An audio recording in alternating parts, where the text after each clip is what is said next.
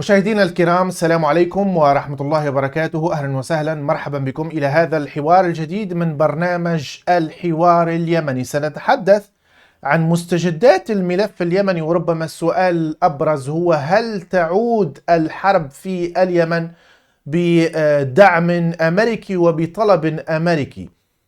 قبل يومان التقى وزير الدفاع السعودي بوزير الدفاع الأمريكي في البنتاغون الأمريكي بحضور السفير السعودي لدى اليمن، وجرى مناقشة الوضع في اليمن والحديث على ضرورة التعاون من أجل يعني القضاء على قدرات الحوثي العسكرية. صنعاء توجه تحذيرات ويعني تتحدث وتقول وتوجه رسالة للسعودية مفادها أنه يجب على السعودية ألا تعود للحرب في اليمن.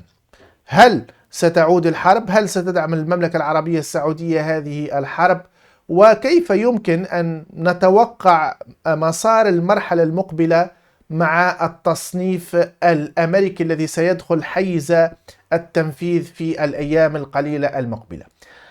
نتحدث عن هذا الموضوع مع الأستاذ عبد الغني الزبيدي، وهو الخبير العسكري والاستراتيجي والعميد في الجيش اليمني سابقا، والدكتور عبد الحفيظ محبوب وهو المحلل السياسي السعودي والأستاذ الجامعي سابقا. أهلا وسهلا، مرحبا بكم ضيفي الكريمين. لعلي أبدأ معك دكتور عبد الحفيظ محبوب، يعني ضعنا في إطار هذه التحركات الأخيرة، الموقف الأمريكي والموقف السعودي. هل فعلا اليوم يعني السعودية ربما توافق على طلب أمريكي بالعودة للحرب في اليمن؟ السلام عليكم ورحمة الله وبركاته، ورحب بك أستاذ حسام، ورحب بضيفك الكريم العميد عبد الغني الزبيدي، ورحب بالمشاهدين. الحقيقة زيارة سمو الأمير خالد بن سلمان وزير الدفاع السعودي إلى الولايات المتحدة هي ليست الزيارة الأولى في عهد ترامب، لكنها هي الزيارة قد تكون الثالثة والرابعة. هذه الزيارة الحقيقة هي لا تبحث عن الأوضاع فقط في اليمن، وإنما هي تعيد صياغة تحالف تاريخي بأفق جديد. الحقيقة المملكة العربية السعودية، اليمن وطبعا جزء من الأمن الإقليمي في المنطقة، وليس فقط اليمن. الولايات المتحدة منذ أتى ترامب إلى الحكم في اليوم الثالث وضع الحوثيين على قائمة الإرهاب. طبعا تنفيذ هذه القائمة يأتي في 22 فبراير وتفعيل هذا القرار. الحقيقة يعني نظرة المملكة العربية السعودية هي لا تنظر إلى الحوثيين كجماعة، وإنما تنظر إلى اليمن يعني مستقبل اليمن، الاستقرار الأمني والاقتصادي والاجتماعي في اليمن، باعتبار اليمن جار عزيز على المملكة العربية السعودية، ومنظارها شامل. لكن الولايات المتحدة هي تلتقي مع الولايات المتحدة في جوانب تجفيف التمويل للحوثي، تجفيف أو منع تهريب الأسلحة للحوثي، تلتقي مع الولايات المتحدة بهذا الجانب، خصوصا أن الولايات المتحدة شاهدت بأن الحوثي أقام تحالفا مع الشباب الصومالي، أقام تحالفا مع القاعدة في داخل اليمن، وسلموا طائرات مسيرة لضرب أماكن الشرعية. طبعا هذه اتهامات تبقى وليست مثبتة. هل هناك إثباتات عليها؟ أيا كان نعم أستاذ حسام، أيا كان هذه نظرة الولايات المتحدة وليست نظرتي أنا أنقل ما تقارير صادرة عن الولايات المتحدة. سواء كانت اتهامات أو غير اتهامات، هذا يعود إلى الولايات المتحدة. طيب إذن في تفاهم سعودي أمريكي حول هذه الأهداف. في المملكة العربية السعودية كما ذكرت لك تتعامل مع اليمن كيمن، ولا تتعامل مع الحوثيين. تتعامل على أساس أن الحوثيين أحد المكونات اليمنية. إذا كان يعني الولايات المتحدة تود القيام بهجمات عسكرية، لأنه لدى الولايات المتحدة يبقى الباب مفتوح أمام انخراط عسكري. المملكة العربية السعودية غير معنية بهذه النقطة وبهذا العمل العسكري. مع من تقوم الولايات المتحدة؟ تقوم مع الحكومة الشرعية، وإن كانت المملكة العربية السعودية لا ترى ذلك، لأنها في نقطة بس أركز عليها. المملكة العربية السعودية ترى أن هزيمة الحوثي ممكنة، لكنها تخشى من الفراغ وعودة الحرب الأهلية بين مكونات الشرعية، لأن الشرعية نفسها غير موحدة. هناك الجيش العمالقة، هناك الجيش الجنوبي، لا توجد وحدة في الشرعية. ولذلك المملكة العربية السعودية هي تتجه نحو تحجيم قدرات الحوثي، منع وقف تهريب الأسلحة، منع تهريب الأسلحة إليه، تجفيف الأموال إلى أن يرضخ ويجلس على طاولة المفاوضات. هذا ما تهدف إليه طيب المملكة العربية السعودية. الفكرة واضحة. طيب الفكرة واضحة وسنعود للنقاش. سيادة العميد عبد الغني الزبيدي يقول لك أنه السعودية تتلاقى مع أمريكا في هذه الأهداف، ولكن يبدو أن السعودية غير متحمسة لأن تعود الحرب في اليمن. كيف تقرؤون المشهد؟ وخاصة اليوم كان في قيادات يعني في صنعاء، منها وزير الخارجية، منها رئيس اللجنة الثورية العليا، منها وزير الدفاع، أمس وجهوا تحذيرات لاذعة للمملكة العربية السعودية. أسعد الله مساءكم بالخير أنت وضيفك، وإن شاء الله سندير حوارا بناء. يعني في الأخير قد نختلف، ولكن يبقى حوار بناء نستفيد منه جميعا ويستفيد منه المشاهد. فيما يتعلق طبعا بالعلاقة بين السعودية والولايات المتحدة الأمريكية، السعوديون ينظرون إلى أنها علاقة استراتيجية، والأمريكيون يعتقدون أو ينظرون إلى السعودية باعتبار أنها كما سماها ترامب بقرة حلوب، وبالتالي لا يمكن أن نسميه حليفا استراتيجيا، وإنما هو علاقة التابع بالمتبوع. الأمر الآخر، السعودية اليوم هي تعرف تماما أن هناك قوة موجودة في اليمن، وهي قوة أصيلة وكبيرة ولديها دعم جماهيري قد يصل إلى أكثر من 20 مليون، وهذا ربما واضح من خلال ما شاهدتموه خلال طوفان الأقصى والمسيرات التي كانت تخرج من أجل إسناد غزة. الأمر المهم فيما يتعلق بموضوع الحصار، نحن طبعا نواجه الآن حصار شديد من قبل التحالف. هناك قرارات دولية دفعت بها السعودية إبان العدوان على اليمن في 2015، وبالتالي هذه القرارات لا تزال قائمة، والحصار يصل إلى 70%. يعني طبعا فيما يتعلق بالمواد العامة وليس بالأسلحة، الأسلحة طبعا ممنوعة. في مسألة التهريب، يعني ربما هناك مسألة يعني أحيانا فيها مبالغة يعني فيما يتعلق بالتهريب. أولا هناك يعني حقيقة واقعة ويجب أن نعترف بها، يعني ولو كان هناك يعني علاقة ربما حميمية أو علاقة وئام بيننا وبين الولايات المتحدة الأمريكية لكان تم الاعتراف بثورة الشعب التي قامت في 2014 في 21 سبتمبر. لذلك عندما نقول أن هناك أيضا دولة كانت موجودة ولدينا الأسلحة ولدينا أيضا التطوير الذي حدث في القدرات اليمنية، ربما استفدنا طبعا من تجارب كثيرة، ليس بالضرورة أن تكون إيران. يعني هناك أيضا دول تسعى بل وتبحث أن تقدم الدعم لصنعاء من خلال مسألة التقنيات ومن خلال أيضا مسألة التدريب. الأمر الآخر فيما يتعلق بمسألة هل السعودية يعني جادة فعلا في إطار السلام في اليمن؟ هل تبحث عن السلام؟ ربما كانت هناك خطوات بناءة، وكنا قد وصلنا إلى مرحلة من الخطوات فيما يتعلق باتفاق السلام، وكان هناك خارطة طريقة تم الاتفاق عليها إبان زيارة السفير السعودي لدى اليمن إلى صنعاء. وبالتالي نحن اليوم عندما نقول أن السعودية ظلت تتلكى خلال الفترة الماضية عندما كانت ترى أن القيادة الأمريكية في إدارة بايدن لم تكن جادة في مسألة تقديم الدفاعات الجوية اللازمة للسعودية إذا أردتم أن نقيم حربا في اليمن أو أن نشعل حربا في اليمن، فعليكم أن تدفعوا لنا المنظومات الدفاعية المتطورة التي تمتلكها مثلا إسرائيل، وبالتالي يمكن أن ندخل في حرب. لأنه اليوم من يسمونه بالحوثيين يمتلكون قدرات عسكرية وصواريخ يعني فرط صوتية وطائرات مسيرة وأسلحة متقدمة، وبالتالي ليس لديهم ما يخسرونه بما يتعلق إذا ما كان هناك مواجهة.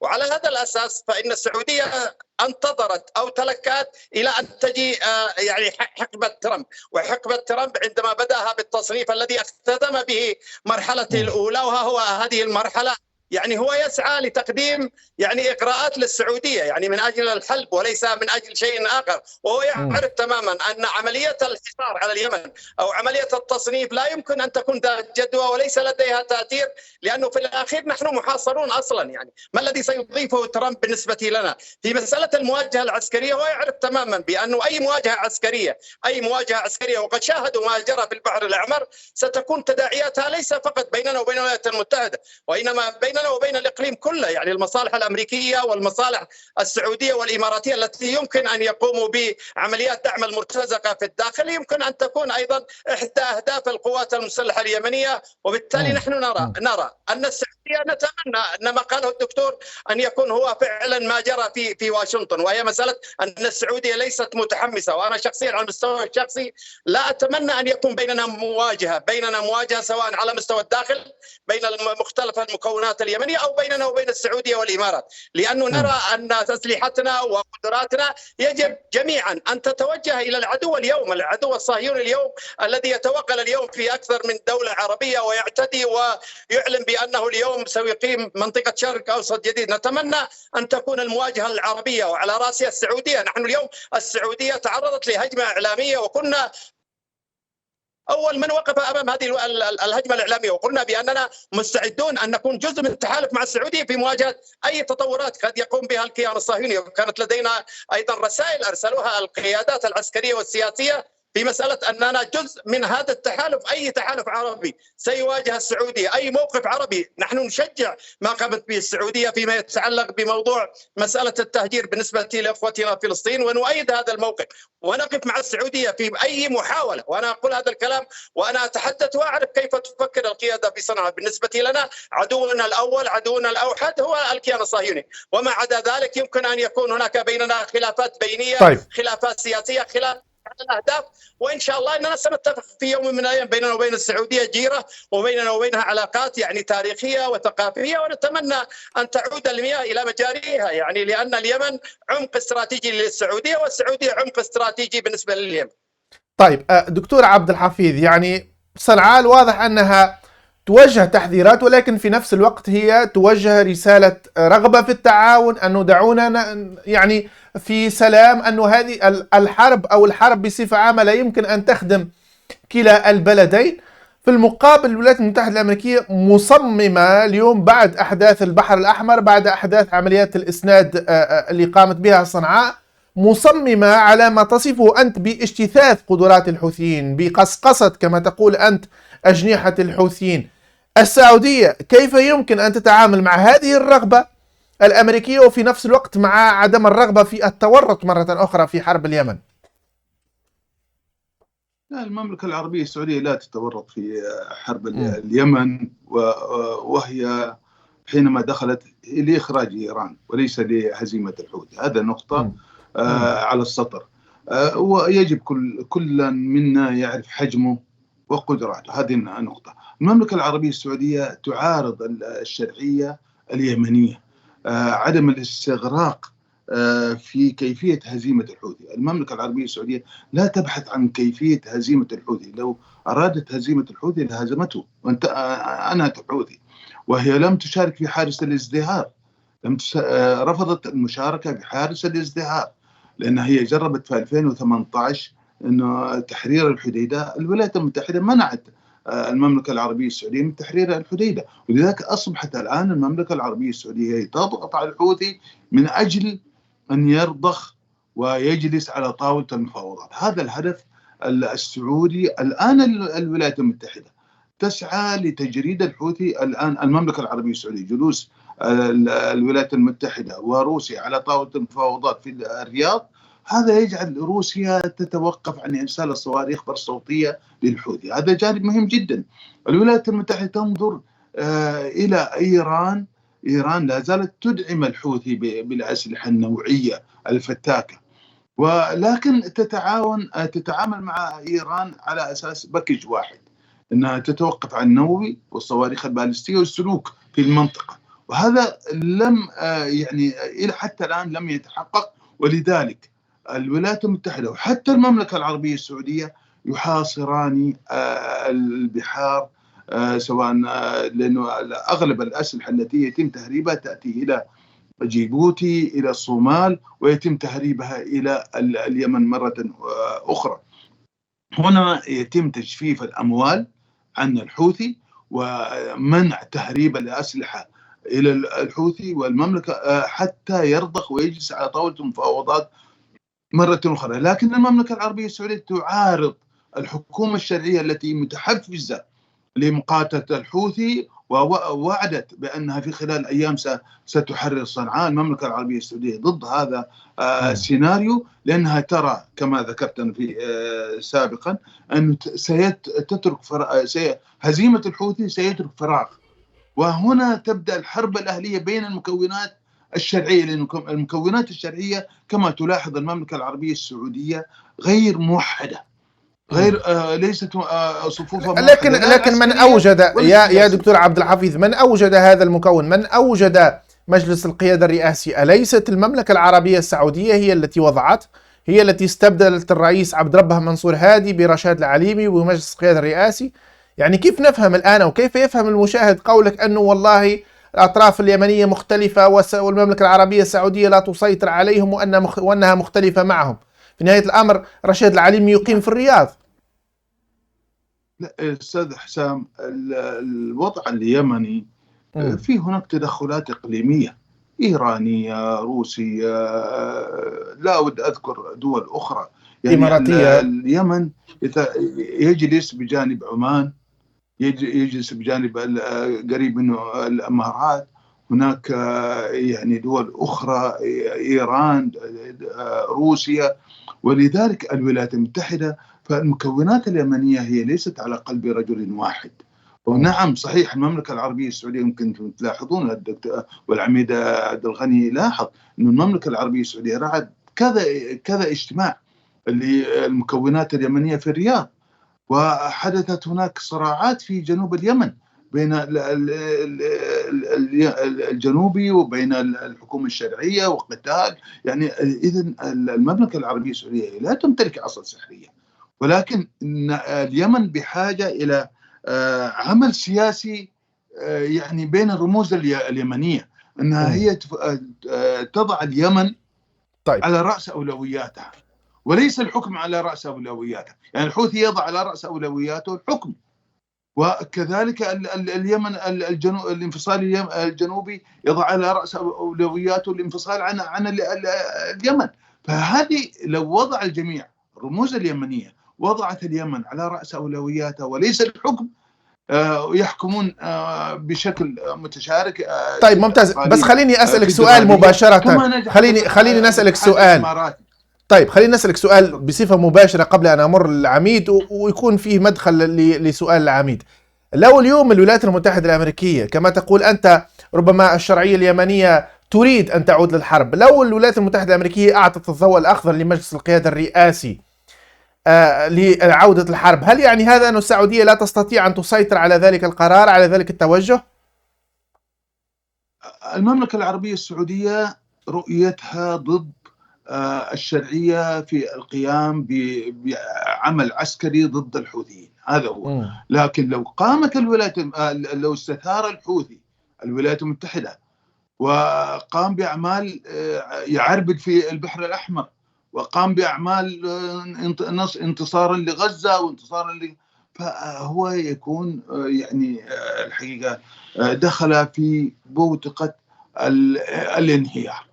وهذا لا تفضل المملكة العربية السعودية، لأن المملكة العربية السعودية ترى الحوثي جزء ومكون أساسي موازن في داخل اليمن، لا تود القضاء على الحوثي أبدا مهما الصياح والنياح من بعض القادة الحوثيين للضغط على المملكة العربية السعودية. المملكة العربية السعودية دولة عظمى ويعرف الدكتور العميد عبد الغني وإن كان هو يقلل من شأن المملكة العربية السعودية وإنها ترامب يحلبها. وهذه أتمنى من هذه النغمة أن تتوقف المملكة العربية السعودية تبحث عن الذكاء الصناعي، تبحث عن الأسلحة. الإف 35 حتى الآن ترفض الولايات المتحدة تسليمها للمملكة العربية السعودية، ترفض مشاركتها في الذكاء الصناعي. يا كونوا يعني أود تكونوا قليلا من الذكاء. ولكن يعني الاتفاق الأمني الشامل هو ونغمات. طيب ممتاز. طيب ممتاز. ولكن طيب ممتاز. ولكن في نهاية الأمر لا طيب ممتاز. ولكن في نهاية الأمر المملكة يعني العربية السعودية لا تستطيع أن تنال من المملكة العربية السعودية. لا حاشا. السعودية مكانتها لدى العالم. لا احنا هنا شوف لا نريد أن ننال يا دكتور عبد الحفيظ. من يود أن ينال من المملكة العربية السعودية هو لا يستفيد شيئا. طيب ممتاز. هو ينال نفسه. طيب لا احنا لا نريد أن ننال. احنا هنا نتحدث عن سياسة، عن قرارات سياسية. نغمة. لا شوف نغمة سياسية. طيب ممتاز يا أستاذ حسام، أصبحت نغمة سياسية يتم تردادها. طيب خليني نسأل الضيف. هي تعود إلى الأشخاص الذين يرددون هذه النغمة. طيب ممتاز. يعني طيب. أنت كما يقولون أكذب يا دكتور عبد الحفيظ ممتاز. يعني في نهاية الأمر كل طرف لديه موقف سياسي. يصدق نفسه هو يكذب ويصدق نفسه أنه هو صادق. طيب الموضوع هو ليس ما تثيره أنت. على كل يا سيادة العميد. هو العميد عبد الغني هو اللي قال إنه ترامب. طيب وأنت رديت عليه. أنت رديت عليه. يعني أنا هذا لا أود يعني نحافظ على مكانتنا. هو يحافظ على مكانته كعميد عسكري محترم. لا يعني هذه المملكة العربية السعودية ذات قيمة وقامة. طيب خلي يرد عليك يا دكتور عبد الحفيظ. أنت أخذت وقت الحلقة بهذا الموضوع. يعني لا أود أقول إرهابية. أنتم تنالون من المملكة العربية السعودية وهي التي تحميكم الآن من الحرب التي تود الشرعية القيام بها. طيب. هل هذا جزاء الإحسان إلا الإحسان؟ طيب ممتاز. سيادة العميد كيف تعلق على هذا الكلام؟ لأنه حقيقة يعني يصور الآن المملكة العربية السعودية أنها تحمي الحوثيين أنصار الله في صنعاء، وأنها لا تريد الحرب ضدهم، وأنها تمنع الشرعية عن ذلك. هل هذا هو الموقف الذي ترونه أنتم في صنعاء؟ شوف، من حق الدكتور أن يدافع عن بلده يعني، وهذا طبيعي، وأنا أحترم هذا الرجل الذي يدافع عن بلده بغض النظر اتفقنا واختلفنا. هي حقائق وليس الدفاع. أنا وأنت عالمية ترى. أنا لم أقاطع. طيب بس هي أقصد، اسمح لي معلش، هي حقائق عالمية. طيب ممتاز. ولا شيء آخر. السعودية دولة عظمى ولا يهمك. نحن نتمنى بل ونحلم بل وندعم أن تكون السعودية دولة عظمى، لأن هذا سيكون مكسب لكل العرب وليس اليمن وحده. بس نحن لا نرى ذلك، وهذه على الأقل فيما يتعلق بالواقع العملي أن السعودية لم تضع نفسها في المكانة التي يجب أن تكون عليه، وهذا طبعا يعني ما نختلف فيه عليه. نحن نتمنى أن تكون السعودية دولة عظمى، وأن تكون رائدة العمل العربي، وأن تكون في مواجهة ولديها الإمكانيات ولديها القدرات الجغرافية والمكانة الدينية والمكانة المالية. وبالتالي نتمنى ولو كانت السعودية قائدة للعمل العربي لكنا مؤيدين وكنا في صفها وكنا من الداعمين لهذا الموقف. لذلك أنا أقول، أنت قلت لي قبل قليل بأن السعودية والولايات المتحدة الأمريكية بينهما تحالف استراتيجي عميق وطويل المدى، وبالتالي قلت لي بعدها بقليل بأنه أمريكا رفضت أن تعطي السعودية طائرات F-35، بمعنى ليست كإسرائيل في التحالف الاستراتيجي، وأيضا لم ترغب أن تكون السعودية مشاركة في الذكاء الصناعي. وبالتالي نحن نقول، عندما نقول بأن السعودية هي من تحمي اليمن، هي من تحمي الحوثيين، طبعا بين مزدوجين مع الأسف، هذه طبعا ربما يعني سبسطة، وأنا لا أريد أن أقول أكثر من ذلك. يعني هي في الأخير عندما نقول بأن السعودية قامت ب360 ألف غارة جوية على اليمن، وأن الشرعية المزعومة التي كانت موجودة برئاسة هذه أصبحت اليوم مكونة من مجلس 8 تم تشكيلها في أحد فنادق الرياض، وبالتالي هي ليست صاحبة إرادة شعبية. الأمر الآخر أن الجبهات المتعددة، وهو اعترف بنفسه بأن هناك جبهات متعددة لهذه الشرعية، ويفترض أن تكون السعودية وهي من رعت هذه الشرعية أن تكون قد حمت هؤلاء وجعلتهم في إطار مكون واحد، ولم تكن لديهم هذه الرؤية فيما يتعلق بمسار تفكيك اليمن، وهي مسألة مهمة. ويعتقد أن هؤلاء الحمقى الذين يسكنون في فنادق الرياض كان يفترض أن يقولوا للسعودية أنتم دخلتم من أجل الشرعية ومن أجل توحيد مكونات الشرعية، لماذا دعمتم حراس الجمهورية وجعلتم جيشا مستقلا؟ لماذا دعمتم الانتقالي وجعلتم منه أيضا يرفع علم الانفصال وفي نفس الوقت لديه قوات عسكرية لوحده؟ لماذا أوجدتم النخب الحضرمية والنخب الشبوانية وغيرها من النخب، وبعدها أيضا تم تشكيل ما يسمى قوات درع الوطن؟ يعني لم يكن هناك دعم للجيش ما يسمى جيش يمني الشرعي. دعنا نقول المسميات التي عفى عليها الزمن، لأن هناك ثورة وهناك جيش، ونحن جزء أصيل من هذا الجيش، والقوات المسلحة اليمنية هي من تحمي هذه البلاد. الأمر الآخر أننا فيما يتعلق بأننا قمنا بعمليات عسكرية إسنادا لغزة، أعتقد أن الدكتور قد خالفه أيضا يعني في مسألة الرؤية الاستراتيجية التي يفترض أن تكون السعودية قائمة عليها.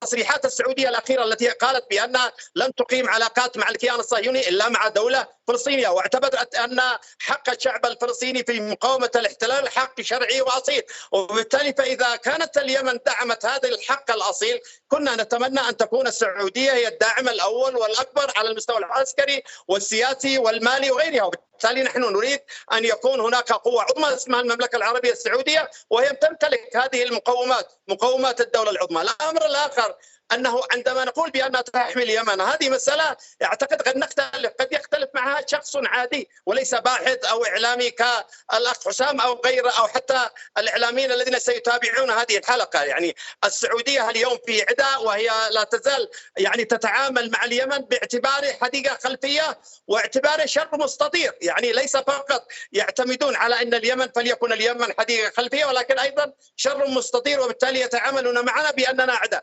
الأمر الآخر عندما تحدث عن الأسلحة التي تأتي من روسيا وتأتي من إيران وتأتي طبعا من حق اليمن، اليوم نحن كقوة أيضا نواجه وقوة أيضا تعمل، سنسعى بكل الوسائل الممكنة للحصول على أي أسلحة. ويعني ربما قد يكون هناك أمراء سعوديون يشترون أسلحة ويبيعونها لليمن، يعني خذ هذه ربما، وأنا لا أقول أنها معلومة، خذها أيضا ويمكن أن تحللها في أي مسار من المسارات، أن هناك من يقوم أيضا بيع أسلحة لليمن ولديه أهداف في هذه المسألة. يعني ربما كانت السعودية أيضا تستفيد استفادة قصوى وهي لم تشارك بتحالف الازدهار، بأن اليمن أيضا كان له تأثير كبير جدا في أن نخرج عسكرة البحر الأحمر.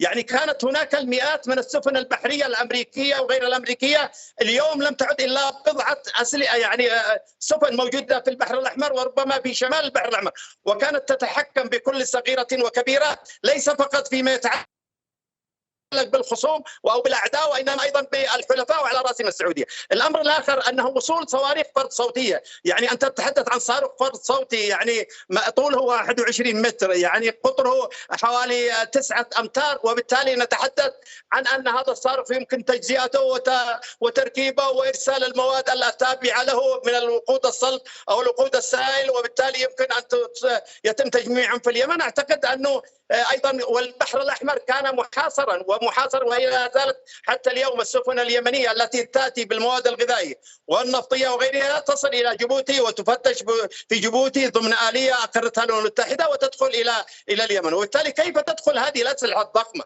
يعني عندما نقول أسلحة كما قلت لك وأؤكد أننا حصلنا على تقنيات، حصلنا على دعم في التدريب والخبرات، ولكن أيضا لا يجب أن يقلل من أن اليمن أيضا يصنع. يعني وهذه مسألة نتمنى أيضا، لأنه في الأخير هذا السلاح اليمني نتمنى أن يكون هذا السلاح اليمني موجه ضد الكيان الصهيوني، ولا يكون موجه ضد اي دوله اخرى وعلى راسها السعوديه. يجب على السعوديه ان تدرك ان عدونا اليوم هو العدو الامريكي والصهيوني، وهو يريد ان يكون هناك حرب بينيه بيننا وبين السعوديه، ان تكون هناك اشغالات في المنطقه العربيه لكي تتحقق نبوءه نتنياهو في مساله اقامه الشرق الاوسط. ما يجري اليوم في سوريا ربما ماساه من الماساه التي يجب ان تقف السعوديه في المقام الاول ضدها، وان نقول بان ما يجري اليوم ليس عملا ضمن القواعد الامميه، وان الدول العربيه يجب ان تكون لها موقف. اليوم لم نستطع ان نشكل موقف عربي، لم يكن هناك قمه. اليوم الغيت القمه بسبب ان هناك حكام ضعفاء مع الاسف لا يستطيعون مواجهه هؤلاء لانهم يخافون على كراسيهم. لو كانت هناك استراتيجيه دفاعيه، لو كانت هناك استراتيجيه تقودها المملكه العربيه السعوديه، لكنا نحن اول الجنود الذين سيقاتلون في صفها. هذا موقف عربي، ليس بيننا وبين السعوديه يعني عداء تاريخي، بيننا وبين السعوديه خلافات يعني ربما تاريخيه، ولكن العداء بيننا وبينهم لا يوجد عداء. يعني لولا انهم اعتدوا علينا، لولا ان ضربوا اليمن ومنشآت اليمن، لما كان هناك عداء. ونتمنى ان يزول هذا العداء، والا تكون السعوديه جزءا من اي تحالف قد يشكل للاعتداء على اليمن، او من باب على الاقل تقديم الدعم اللوجستي وليس بالضروره المشاركه الفعليه. ممتاز. ولهذا يا دكتور عبد الحفيظ محبوب، يعني في هذا الإطار وفي نفس السياق اللي يتحدث عليه الأستاذ عبد الغني الزبيدي، طيب ما هو المسار اللي يمكن يعني أن يؤدي لسلام مستدام في اليمن اليوم، إذا الولايات المتحدة الأمريكية اليوم تقوم بهذا التصنيف واللي سيكون عنده تأثيرات على المستوى الإنساني، وتقول إن أنت المملكة العربية السعودية ربما تتفق مع الأهداف الكبرى ولكنها لا تريد العودة للحرب حتى وإن قبلت الشرعية. طيب ما هو الحل اليوم لاستدامة ولإيجاد سلام مستدام في اليمن؟ في نقاط عديدة دعني أعلق عليها سريعا قبل أن نجيب على سؤالك أستاذ حسام. أولا أستاذ عبد الغني، العميد عبد الغني، لا تتلاعب. أمراء سعوديين يهربون أسلحة لليمن، هذه يعني مضحكة، يعني لا تجعل الناس يضحكوا علينا. تجار أسلحة وتجار الكتاكون، يعني هذه معروفة. طيب بس معروف يعني. طيب خلينا أكمل. طيب اسمح لي، أنت تتحدث عميد عبد الغني وأنت عسكري عن غباء استراتيجي، وأنت عميد. أنا محلل سياسي لكن أنت عميد، كيف تتحدث عن غباء استراتيجي؟ هل الحوثي الآن أنت تطالب المملكة العربية السعودية تقوم تضرب السفن في البحر؟ تعرف أن أمريكا حققت يعني المملكة العربية السعودية رعدت التحالف الدول المتشاطئة، أنتم وكانت ممانعة لهذا الهدف، أنتم حققتم هدف الولايات المتحدة. هذه نقطة. هل أنتم الغباء الاستراتيجي الذي قمتم فيه من أجل أن تحكموا أن الولايات المتحدة تسمح لكم بحكم اليمن بعدما رفضت المملكة العربية السعودية؟ المملكة العربية السعودية على فكرة لم تدخل اليمن إلا أنتم أتيتم بإيران، أنتم أخطأتم. فالغباء الاستراتيجي، هل أنتم منعتم إسرائيل من إبادة غزة؟ هل هزمتم إسرائيل؟ إسرائيل متمددة بيجر قتلت 4000 من حزب الله. أنتم لا تكون بعدين أنت تقول أنتم تصنعوا أسلحة. يا أخي أنتم تركبوا أسلحة على يد خبراء إيرانيين من حزب الله التي قتلتهم المملكة. حسن أورلو قال سنفطر في مأرب، وقتلته المملكة العربية السعودية. والحلم الذي أراد أن يحققه في مأرب ترى خط أحمر عليكم. فأنتم ترى سبب الآن إجابة على سؤالك أستاذ حسام، الحوثي هو الذي ساهم في تفكيك اليمن. الحوثي هو السبب في تدمير اليمن. الحوثي قتل 500,000. الحوثي ساهم الآن المملكة العربية السعودية هو يزرع الألغام والمملكة العربية السعودية تنزع الألغام. ما هذا؟ أنتم قتلتم اليمنيين، أنتم دمرتم اليمن، فككتم اليمن. فأنت الحل هو بيد الحوثي واليمنيين. المملكة العربية السعودية لا تمتلك عصا سحرية. اليمن كبير، اليمن مقاطعات ضخمة، حضرموت يعني مناطق شاسعة وكبيرة جدا وتدخلات إقليمية واسعة جدا. فالرموز اليمنية منهم الحوثي لو جلسوا على طاولة مفاوضات انتهى الأمر. هم أمن اليمن. يعني المملكة العربية السعودية لم تتدخل إلا لأن الحوثي أتى بإيران، ويعرفون أن إيران خط أحمر بالنسبة للمملكة العربية السعودية. فأنتم أتيتم بالعدو في داخل أرضكم، والمملكة العربية السعودية أبية. إذا أنتم قبلتم بالإيرانيين في أرضكم، المملكة العربية السعودية لا ترضى بأحد يمس أمن وشرف بلاد الحرمين الشريفين. فأنتم قبلتم أن تمسوا أمن وشرف بلاد الحرمين وأرسلتم الصواريخ على مكة والمدينة. أنتم ينطبق عليكم قول الله سبحانه وتعالى: من يرد فيه بالحاد بظلم نذقه من عذاب أليم. وأنتم الآن الله سبحانه وتعالى يعاقبكم على استهدافكم لبلاد الحرمين الشريفين، يعاقبكم بهذا التفتت، بهذا التشتت، بهذا التشرذم. فعودوا إلى الله سبحانه وتعالى، وخافوا الله سبحانه وتعالى، وتوبوا واعتذروا لبلاد الحرمين، واعتذروا للمسلمين في أنحاء العالم بأنكم أنتم استهدفتم بلاد الحرمين وأتيتم بملالي طهران الذين يكرهون العرب ويكرهون الإسلام، أتيتم بهم إلى بجوار من أجل هم هدفهم احتلال مكة. وقال البخيتي في لقاء معه، قال: سنحتل مكة والرياض. فأنتم أخطأتم على المملكة العربية السعودية، وهددتم أمن المملكة العربية السعودية، هددتم أمن بلاد الحرمين. فلا تستغربوا الآن الله سبحانه وتعالى يعاقبكم في داخل اليمن. ودائما أحد يعني الله سبحانه وتعالى حينما يعاقب يجعلهم شيعا يتقاتلون فيما بينهم. فهذا عقاب الله سبحانه وتعالى. فعودوا إلى الله سبحانه وتعالى، وضعوا يدكم في يد المملكة العربية السعودية التي هي بلاد الحرمين. ما هو أفئدة المسلمين؟ 2 مليار مسلم في العالم يعني يوجهون وجوههم وقلوبهم نحو هذه الأماكن المقدسة. كيف أنتم تقومون باستهداف هذه الأماكن المقدسة؟ طيب يعني يا دكتور، أنت تقول أنه لكي يكون هناك سلام في اليمن يجب على الحوثيين أن يقبلوا بشروط المملكة. لخص لي في نهاية الحوار. بشروط اليمن. لا بشروط اليمن، بشروط الوطن. يجلسون على طاولة المفاوضات ويحققون مخرجات الحوار الوطني. 6 أقاليم فيدرالية اتحادية كما نجح الإمارات. الإمارات لم ينجح إلا بوحدة فيدرالية اتحادية. اليمن مخرجاتهم ليست مخرجات المملكة العربية السعودية، ولكن كانت برعاية دول مجلس التعاون الخليجي، المبادرة الخليجية. رأت هذا الإجماع وكانت مخرجات واتفق عليها بما فيهم الحوثي، وقع عليها واعترف بمخرجات الحوار الوطني، والآن ينقلب عليها ويقول المملكة دخلت، وهو الذي يزرع الألغام. والمملكة يعني الاعتراف شوف بعجالة، الاعتراف بمخرجات الحوار الوطني كما تقول سينهي كل شيء، سينهي العقوبات الأمريكية، سينهي الحرب، سينهي كل شيء. صحيح. كما رفعت المملكة العربية السعودية العقوبات عن سوريا، تستطيع أن ترفع العقوبات عن الحوثي بشكل سريع جدا. يجلس على طاولة المفاوضات ويحقق خارطة الطريق. لكن المملكة العربية السعودية لا تقبل أن توافق على أن يحكم اليمن بمفرده. بقية المكونات لا تقبل. طيب ممتاز. سيادة العميد، هذه النقطة الرئيسية. يقول لك إذا قبلت صنعاء بتنفيذ مخرجات الحوار الوطني سينتهي كل شيء، سيكون هناك سلام، ستنتهي العقوبات الأمريكية.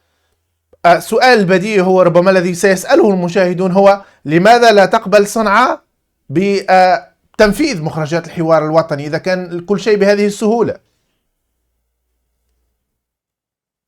شوف، مع الأسف أحيانا الخطاب الإعلامي، يعني الخطاب الإعلامي العاطفي الغير مبني على يعني محددات وعلى نقاط يمكن أن يكون سهلا. يعني عندما نتحدث أنه يعني نحن قتلنا 500,000 يمني، يعني وكأن السعودية كانت ترسل لنا ب360,000 غارة جوية، ونتكلم هنا عن الغارات الجوية وليس بالضرورة أيضا عن المعارك الميدانية، المدافع العملاقة وغيرها التي دخلت لليمن. ولا تزال السعودية تقتل في الحدود اليمنية السعودية يوميا، وأنت تتابع الأخبار بشكل جدي. يعني نحن نتحدث أنه عندما نقول بأنه يجب أن تكون هناك علاقة ندية بيننا وبين السعودية. السعودية ترفض هذا الندية. السعودية تريد أن يظل اليمن كما كان من قبل، حديقة خلفية تتحكم في شؤونه وتتحكم أيضا حتى على مستوى الظروف الاقتصادية والزراعية وغيرها. نحن نقول ونتمنى أن لا يكون هذا الخطاب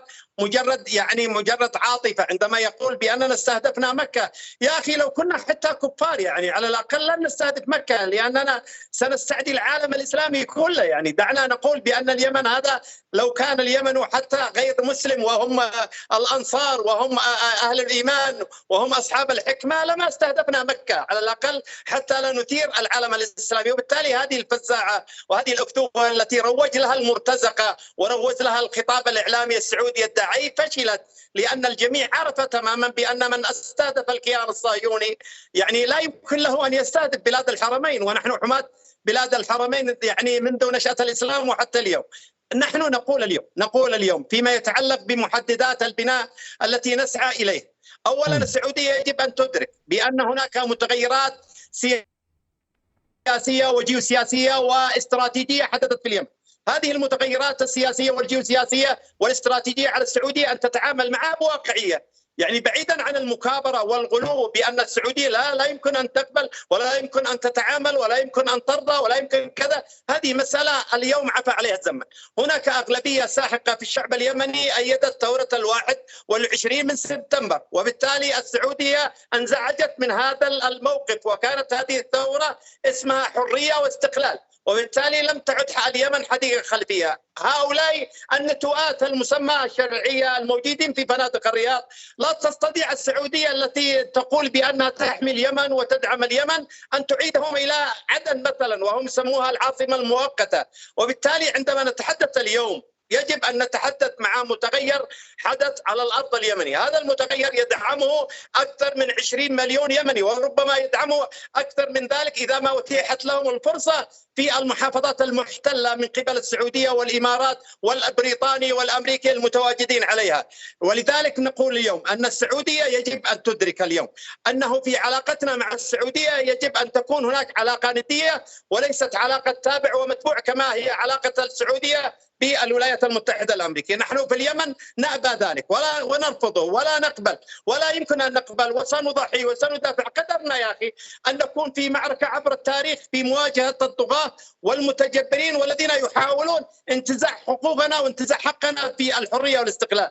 موضوع أن يتحدث أنه عندما دخلوا كان الهدف إيران، هذه مسألة الفزاعة الإيرانية هي منطق أمريكي وصهيوني. عندما يقولوا إيران وإيران وإيران، يا أخي إيران موجودة، وإيران عندما قامت بالاعتداء على الكيان الصهيوني كان هناك رد من الكيان الصهيوني على إيران. وبالتالي عندما نتحارب اليوم ويقول لنا يا سيادة العميد لحظة بس بعيدا عن إيران، لأنك وموقف قيمي فيما يتعلق. سيادة العميد لحظة أنت طبعا قلت يجب أن يكون هناك حوار ندي، يجب على السعودية أن تقبل بالمتغير الموجود في اليمن، ولكن لا ننسى أن هناك حكومة معترف بها دوليا، حكومة ممثلة في الأمم المتحدة تعترف بها الدول العربية والدول الغربية وإلى غير ذلك.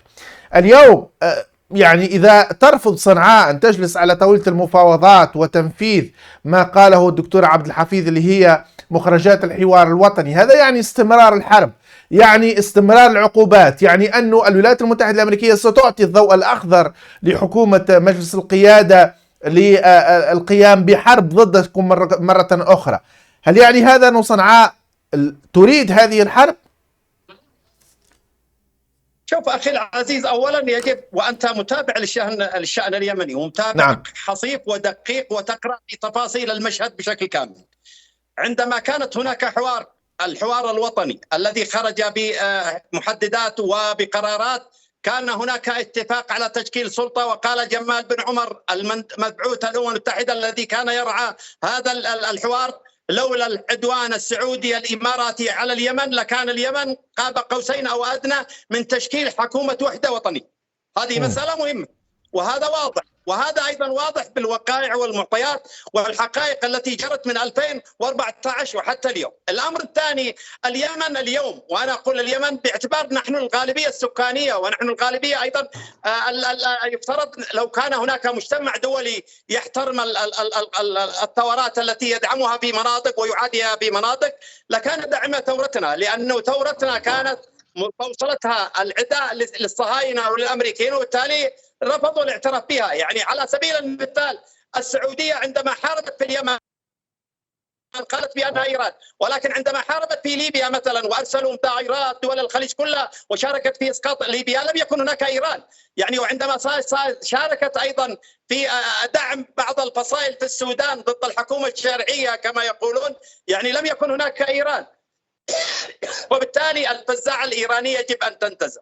السعودية عليها اليوم أن تقر بأن هناك حقائق ومعطيات ووقائع حدثت في اليمن يجب أن تتعامل معها بالواقعية السياسية. مثلا كانت هذه الجماعات الموجودة كانت تدعم هذه الجماعات في سوريا، ومن ثم أيضا عادت ودعمت بشار الأسد ضد هذه الجماعات واليوم تعترف بها. وبالتالي إذن هذه الأريحية فيما يتعلق بالتعامل مع المجريات التي حدثت في سوريا يجب أن تكون أيضا مع اليمن، لأنه هؤلاء الموجودين بالفنادق يا أخي العزيز لو كان لديهم شعبية، لو كان لديهم قابلية في المجتمع اليمني لكانوا موجودون. يعني لكانوا موجودون مثلا في مارب، لكانوا موجودون في الساحل الغربي في المخا، لكانوا موجودين في عدن، لكانوا موجودين في سقطرى التي اليوم الإمارات تعبت فيها وتحولها إلى جزيرة إماراتية. وبالتالي عندما نقول نحن لا نريد أن نكرر الماضي، السعودية عليها أن تدرك وأن تتعامل بواقعية سياسية كما تعاملت بالواقعية السياسية في سوريا.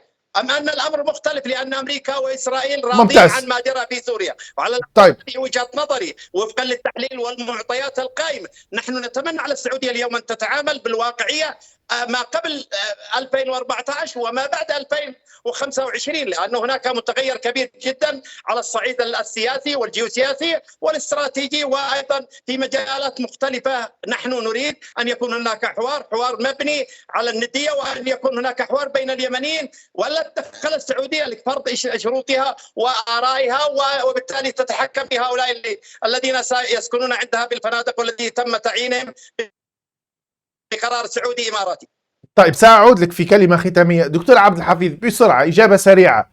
يعني الواضح أنه صراعات تقول لك هذا مخرجات الحوار الوطني تجاوزها الزمن. اليوم احنا في ظروف جديدة يجب على السعودية أن تعترف بها وتتعامل معها. بالتالي كيف يمكن اليوم أن نفهم الواقع وما سيحدث في قادم الأيام برأيك؟ أولا يعني أخي العميد عبد الغني لا يزال يكرر نغمة أمريكا ولو لا نود أن نكون تابعين للسعودية كما السعودية تابعة لأمريكا. يا أخي المملكة العربية السعودية تكاليف الإنفاق على اليمن عالية جدا جدا جدا، يعني يتبرأ من إيران. وأنا أولا أنا لم أقل الشعب اليمني أرسل صواريخه إلى مكة والمدينة، لا، قلت فئة من الحوثيين، حتى ليس كل الحوثيين يؤيدون ذلك، وأعتقد أنت لا تؤيد ذلك سعادة العميد. لا، أعتقد أنت إنسان وطني إسلامي لا تؤيد ذلك. لكن ما حدث حقيقة أنه من كان يرسل الصواريخ هم خبراء إيرانيين، خبراء من حزب الله. يعني حسن أورلو ألم يكن الحاكم العسكري في صنعاء؟ قتلت يا أخي هذه يا أخي الحوار عشان أكمل لا تقطع لي أفكاري يا سعادة العميد، بس أخلصه وأبشروا علق عليها. بالنسبة أنت تقول الحوار الوطني، مخرجات الحوار الوطني أليست من الديمقراطية؟ إذا أنتم غير معترفين بمخرجات الحوار اعملوا مخرجات وطني جديدة. هذا شأنكم في داخل اليمن. المملكة العربية السعودية ليست متفرغة لكم. المملكة العربية السعودية عندها تحديات كثيرة، كما أنت قلت بلسانك.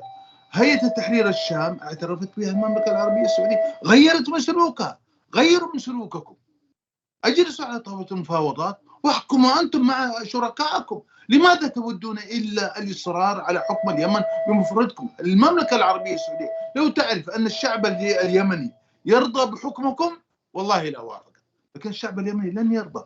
فهذا الجانب. والجانب الآخر أنك أنت تتعاون مع عدو دين وعدو للمملكة العربية السعودية. هذا غير. أنت أخطأت الحوثي، أخطأت أنك أنت تأتي بعدو يهدد أمن المملكة العربية السعودية.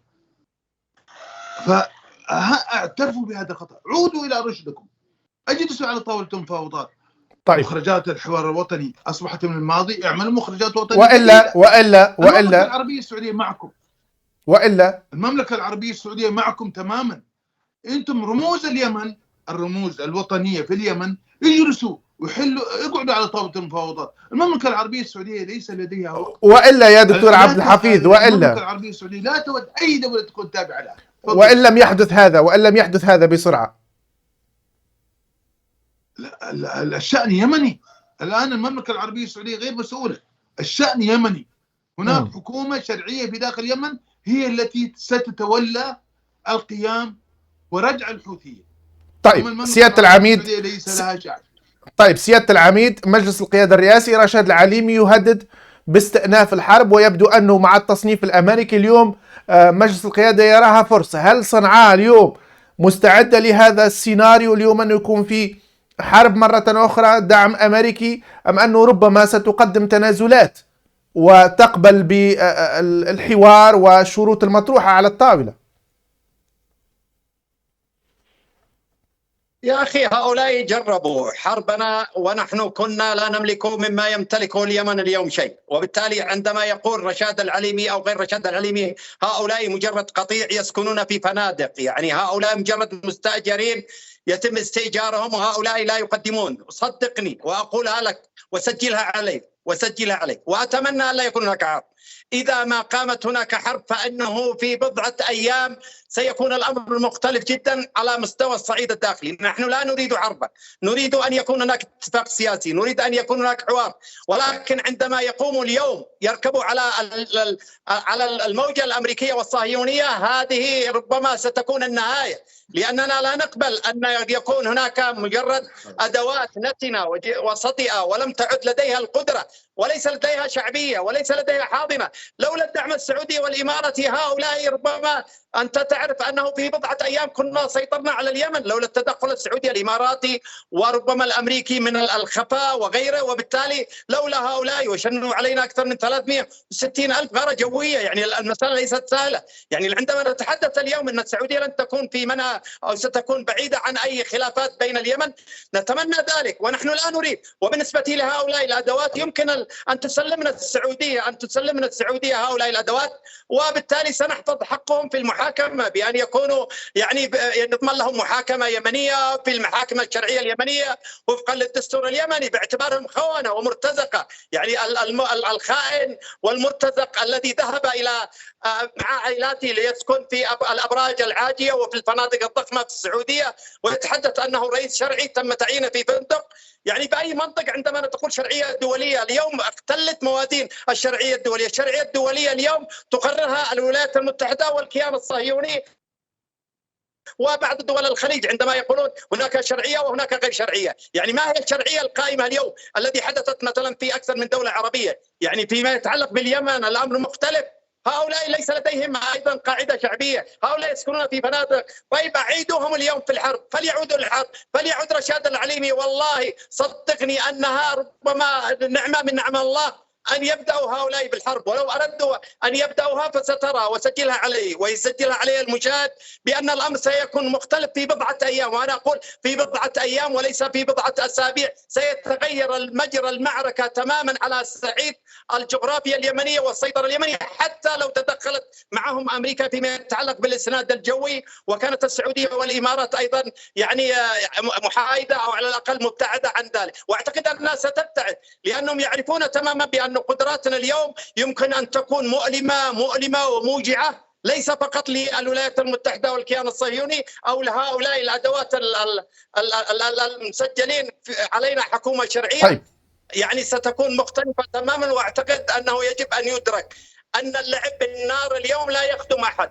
اللعب بالنار، اللعب بالتداكي فيما يتعلق بأن نظهر شيئا وأن نعمل في خلف الطاولة شيئا آخر أو خلف الأضواء أشياء أخرى. أعتقد أن المسألة قد تغيرت ومجرى الأمور قد يكون محسوم، واليمن غير قادر على الصبر إذا ما كان هناك أي تعاون فيما يتعلق حتى على مستوى الضغوطات الاقتصادية. سيتضرر الجميع إذا ما تم ممارسة الخنق الاقتصادي على صنعاء أكثر مما هو موجود، فسيتضرر الجميع اقتصاديا وسجل عليه شاء من شاء وأبى من أبى. ويجب أن يعرف ممتاز. أن من يلعب بالنار ستحرق كما يقول أصابعه.